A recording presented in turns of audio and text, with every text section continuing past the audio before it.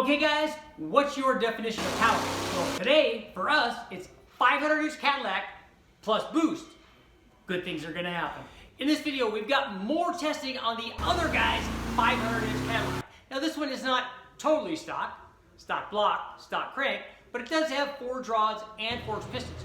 We installed a set of stock ported late model big chamber head, so the compression is low, less than 9:1.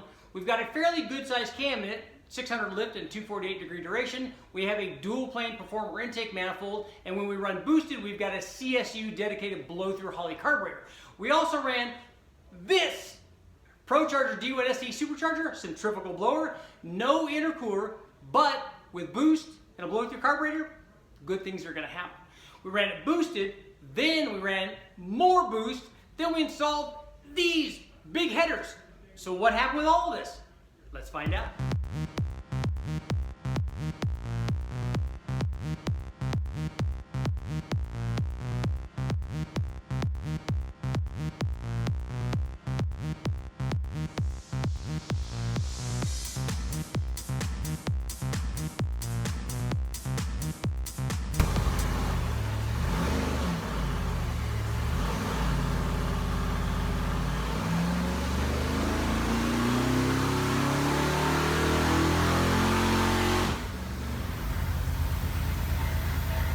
After installation of the big chamber ported heads, the small 600 lift 248 cam, and performer intake with the Holley carburetor, our 500-inch Cadillac, well, a little more than 500 inches, repeated perfectly. It made about 500 horsepower and nearly 590 foot-pounds of torque.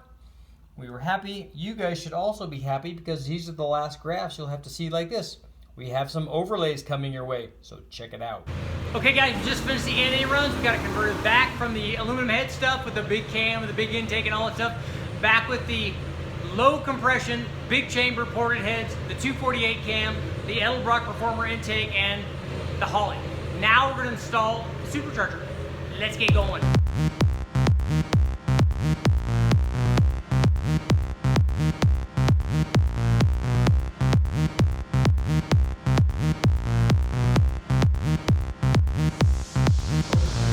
Goes in there, comes out here, goes around, down through there, into there, comes out here. Whoa!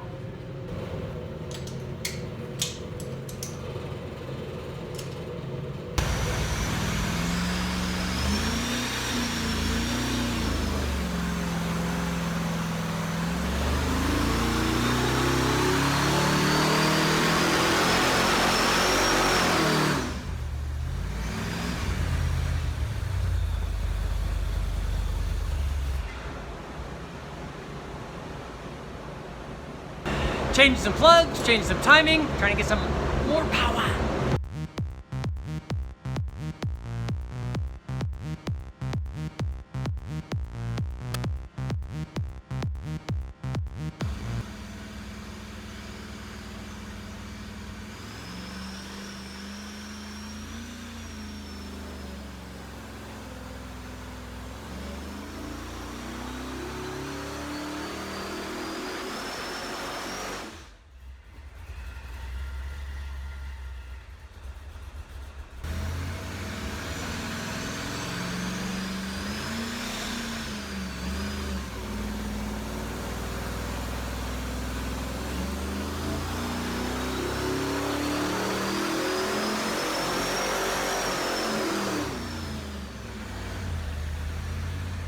After installation of the Procharger D1 SC Supercharger on our 500-inch Cadillac motor, we got some pretty good power gains.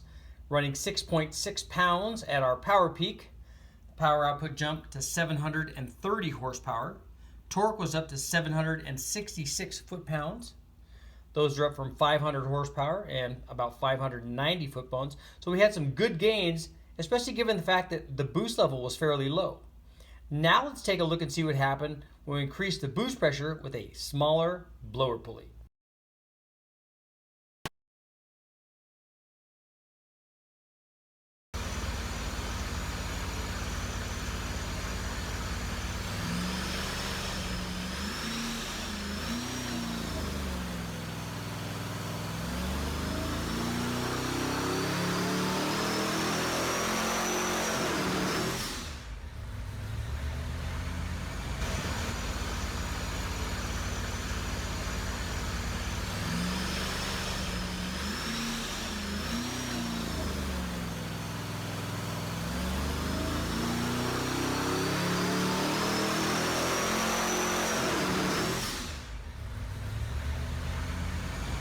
The easiest way to improve the power output of any supercharged combination, like our 500-inch Cadillac with a Procharger, is simply to increase the boost.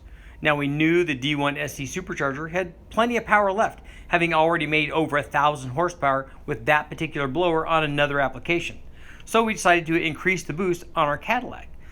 We dropped from a 4-inch blower pulley down to a 3.6-inch blower pulley. And that increased the boost from 6.6 pounds at 5,500 with the 4-inch pulley to 9.0 psi at 5,700 with the smaller pulley. This increased the power output from 730 horsepower to 765 horsepower. But the gain wasn't as much as we expected. Maybe the test on the exhaust will show us why we didn't gain as much power as we thought. What do you guys think? Why didn't the power go up as much as we wanted at that boost level?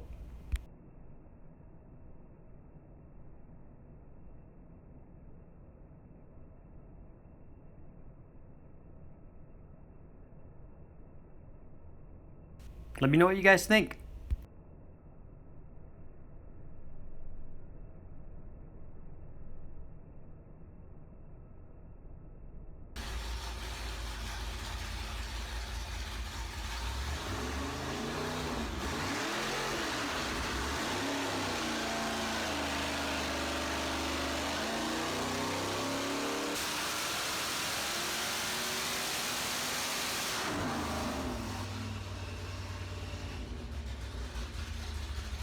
This final test comparing a set of 2-inch headers to a set of 2¼ inch headers was only run because we had such big gains from the same test on our high compression naturally aspirated combination. If you haven't taken a look at that video, check it out. It's the one we ran right before this.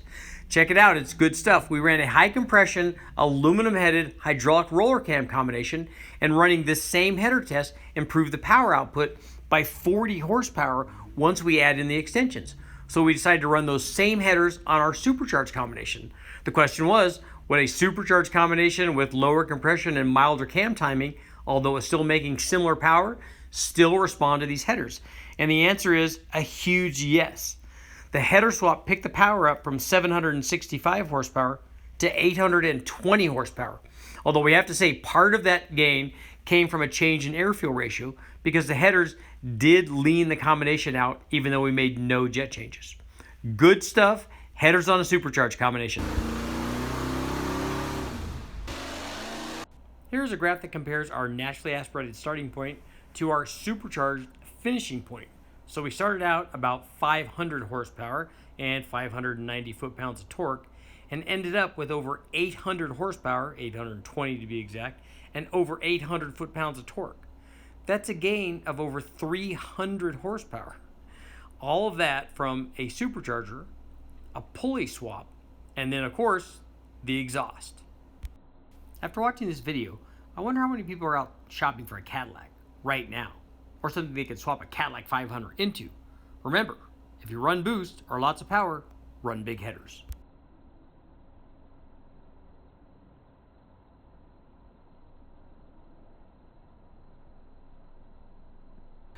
Okay guys, what do you think about the test on our supercharged Cadillac? Yes, big motors like Cadillacs do like to make power, and they do like boost just like everything else.